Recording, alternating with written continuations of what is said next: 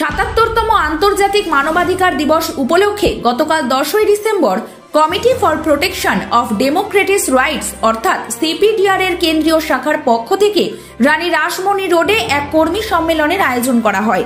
এই সম্মেলনে উপস্থিত ছিলেন সিপিডিআর এর রাজ্য ও কেন্দ্রীয় শাখার সকল কর্মকর্তা সহ অন্যান্য বিশিষ্ট ব্যক্তিবর্গ। আন্তর্জাতিক মানবাধিকার দিবসের দিনে মানব কল্যাণের বিভিন্ন দাবি দাবার পাশাপাশি সম্প্রতি বাংলাদেশের অগ্নিগর্ভ পরিবেশের এতটুকু আজ যেন ভারতবর্ষ তথা পশ্চিমবঙ্গে প্রভাব বিস্তার না করতে পারে, এই নিয়েও আগামী দিন থেকে জোরালো প্রতিবাদে পথে নামবেন বলে জানান সিপিডিআর এর রাজ্য সভাপতি দয়াময় বিশ্বাস ও কেন্দ্রীয় কমিটির সম্পাদক ঝন্টু চক্রবর্তী।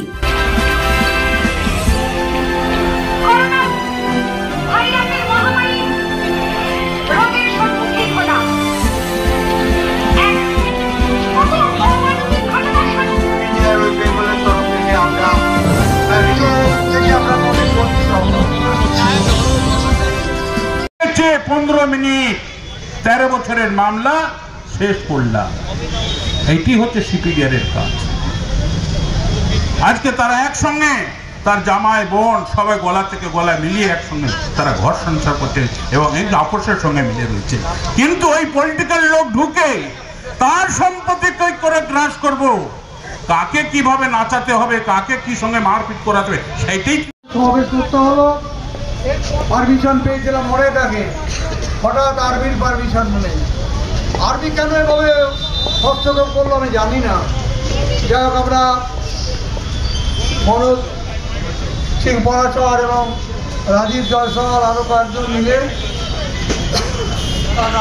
সকালবেলা 11টার সময় পারমিশন পেয়েছি, যার ফলে আমরা মঞ্চ তেমন বড় করতে পারলাম না, চেয়ার পেলাম না। আমাদের প্রোগ্রামটাকে একটু সংক্ষিপ্ত করতে হচ্ছে। তবে আমাদের যে ফিডব্যাক দেওয়া হয়েছে সেখানেই কিন্তু সংগঠনের কর্মসূচি লেখা আছে। সারা বছর ধরে মানুষের মানবাধিকার রক্ষার জন্য আমাদের সংগঠন লড়াই করবে, আমাদের রক্ষা করবে এবং আপনার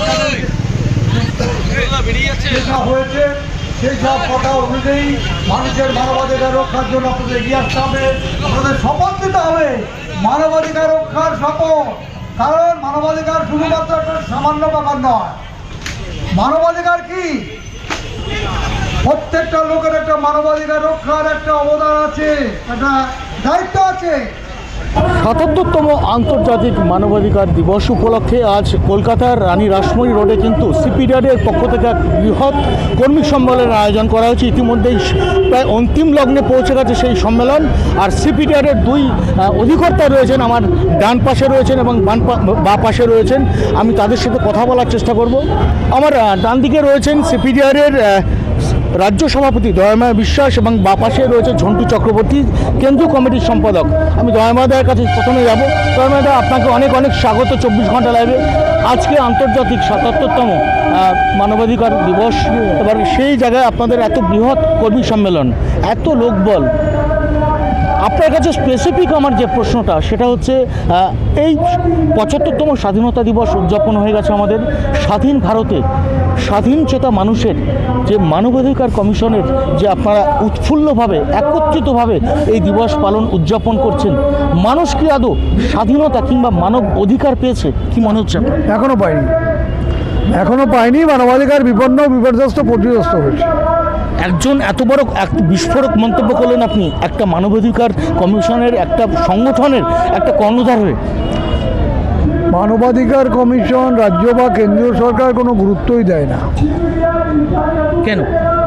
আপনারা তো মানুষের জন্য লড়াই করেন। আমরা লড়াই করেছিলাম, আমরা এই যে মমতা বন্দ্যোপাধ্যায় গণফ্রন্টের সদস্য হিসেবে লড়াই করেছিলাম, আমাদের সেক্রেটারি জানেন, লড়াই করে মানুষের মানবাধিকার করেছিলাম, ছোটোবেলা গণহত্যা থেকে বিভিন্ন আন্দোলনের সাক্ষী আমরা। কিন্তু আজকে মানবাধিকারকে সেইভাবে গুরুত্ব দেওয়া হচ্ছে না, এটা আমাদের মুখ্যমন্ত্রীও জানে। সেই জন্য মুখ্যমন্ত্রী কড়া অর্ডার দিয়েছে, তোমরা মানবাধিকারকে সবসময় সবার আগে মানবাধিকারকে প্রাধান্য দিতে হবে, এটা বলেছে। যেখানে মানব অধিকার এই স্বাধীনতার 75তম দিবসে দাঁড়িয়ে রয়েছে এই প্রেক্ষাপটে ভারতবর্ষের, সেখানে তিলোত্তমার এত বড় হত্যা, দোষীদের জন্য দোষীদের কঠোর শাস্তির দাবি করছে রাজ্যের মুখ্যমন্ত্রী থেকে শুরু করে অন্যান্য নেতৃত্ব, বিরোধীরা বিরোধ করছে। কিন্তু আপনার কাছে যেটা আমার স্পেসিফিক প্রশ্ন, মানব কি তার মানব অধিকার পেয়েছে? এখনও পায়নি। হাজার হাজার বেকার, লক্ষ লক্ষ বেকার, হাজার হাজার কলকারখানা বন্ধ, চাকরি নেই, বেকারদের চাকরি নেই, তাদের মানবাধিকার নেই, তাদের গণতান্ত্রিক অধিকার নেই। আমরা চাইছি অবিলম্বে বেকার দেশ, 15,000 টাকা করে বেকার ভাতা দিতে হবে। সবাইকে ভাতা দিচ্ছে, তাদের বেকাররা কেন বাকি পড়বে কেন? তাদেরকেও 15,000 টাকা করে বেকার ভাতা দিতে হবে, এই দাবি আমরা করেছি। পুলিশ কর্মীর, সরকারি কর্মচারী, সমস্ত মানুষের মানবাধিকার দেওয়ার জন্য আমরা দাবি জানি। আর কি কি দাবি? আরও অনেক দাবি আছে, যেমন কেউ যদি ইলেকটেড হয় বিধানসভা লোকসভায়, সে পদত্যাগ করে আবার তাকে জিতে আসতে হবে, কিন্তু সে ওই অমুক দল থেকে জিতে আবার অমুক দলে চলে গেলে এসব চলবে না। বাবু, আপনার কাছে আরেকটা প্রশ্ন, আপনার কথার প্রত্যুত্তরে আপনাকে প্রশ্ন করতে ইচ্ছে করছে যে দাবি, একাধিক দাবিগুলো মূলত মানুষের জন্য, আপনাদের মানবের জন্য, মানবের কল্যাণের স্বার্থে, কিন্তু দাবিটা কার কাছে করছেন, রাজ্য সরকার না কেন্দ্র সরকার? রাজ্য সরকার, কেন্দ্র সরকার দুজনকে। কিন্তু আপনি যেসব দাবিগুলো নিয়ে হ্যাঁ বলুন। যুগ্ম তালিকায় রাজ্য সরকারের যেমন ক্ষমতা আছে, কেন্দ্রীয় সরকারের ক্ষমতা আছে। মানবাধিকার একটা যুগ্ম তালিকাভুক্ত ব্যাপার। আপনি দাবি আছে, একগুচ্ছ দাবি নিয়ে আপনারা পথে নেমেছেন, আন্দোলন করছেন এবং আগামী দিনেও আন্দোলন করবেন, কিন্তু বর্তমান প্রেক্ষাপটে দাঁড়িয়ে বাংলাদেশ যে উত্তাল এবং তার প্রভাব কিন্তু কিঞ্চিত মাত্র আমাদের ভারত তথা পশ্চিমবঙ্গের বুকে পড়েছে, এই বিষয়ে কি বলবেন?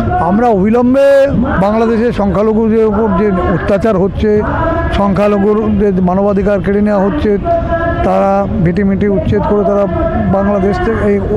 বাংলাদেশ থেকে ইন্ডিয়ায় হয়তো চলে আসার চেষ্টাও করছে, কিন্তু এই ঘটনার জন্য কারা দায়ী? সেই যখন 47 সালে মুসলিম লীগ বলল লড়কে লেঙ্গে পাকিস্তান করে নিল, তখন কেন এই কংগ্রেসি নেতাগুলো কেন বসেছিল?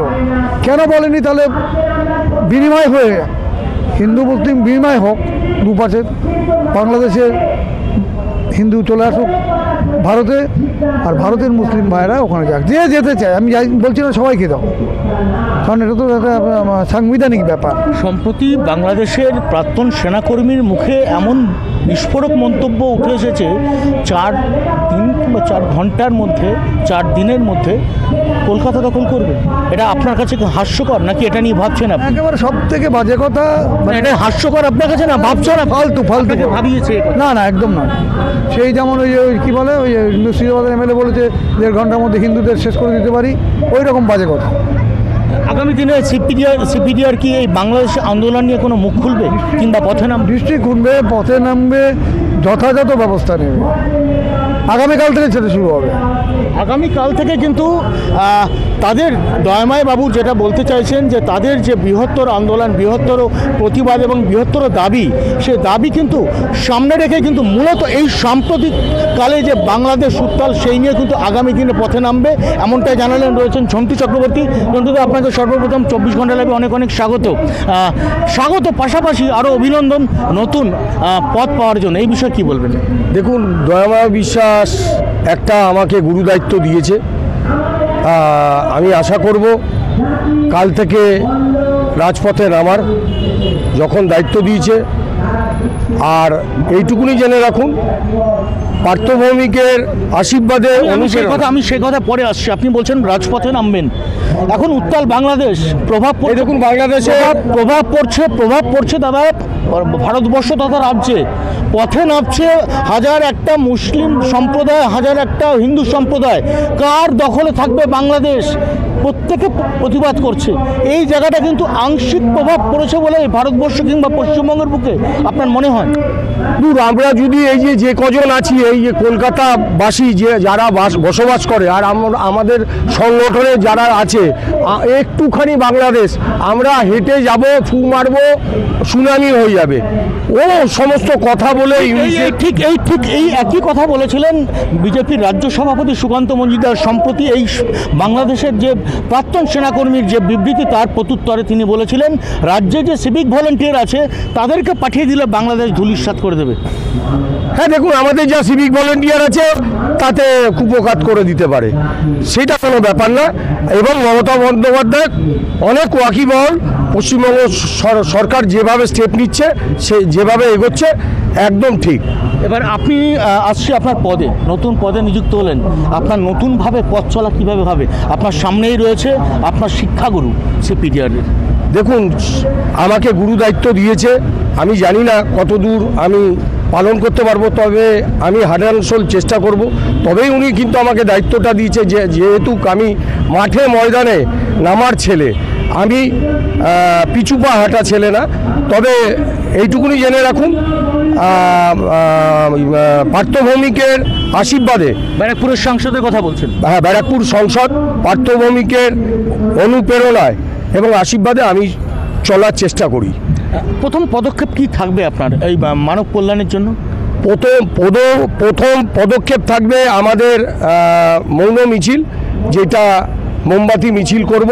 তারপরে কি কারণে এই যে বাংলাদেশের যে সমস্ত সংখ্যালঘুরা যে করছে, ইউনিট সরকারের ইমিডিয়েট পদত্যাগের দাবি আমরা চাইছি। শুনতে বলেন ঝন্টু চক্রবর্তী, দয়াময় বিশ্বাস, তারা কিন্তু একত্রিতভাবে একই ভাষা যে বিভিন্ন দাবি মানুষের কল্যাণের জন্য, সে দাবি কিন্তু তারা সামনে রেখে কিন্তু বর্তমানে যে বাংলাদেশ উত্তাল এবং তার যে প্রভাব যাতে বিন্দুমাত্র ভারতবর্ষ তথা পশ্চিমবঙ্গে না পড়ে, সেদিকে কিন্তু সিপিডিআর লক্ষ্য। এবং আগামী দিন থেকে কিন্তু তারা এই লড়াইয়ে তারা প্রতিবাদ, মৌনভাবে কিন্তু প্রতিবাদ শুরু করবে কলকাতা তথা রাজ্যের বিভিন্ন প্রান্তে। এমনটাই কিন্তু বার্তা দিলেন আজকের ৭৭তম আন্তর্জাতিক মানবাধিকার দিবসের এই প্রেক্ষাপটের কেন্দ্র থেকে। ডিজিটাল ক্লাসরুমে অডিও ভিজুয়াল পদ্ধতিতে খেলাধুলা, গল্প, কবিতা, নাচ, গানের মাধ্যমে আপনার শিশুর মনের সফল বিকাশ ঘটাতে Naihati mothers lab coeducation English medium school 7/B Bijoynagar, Naihati.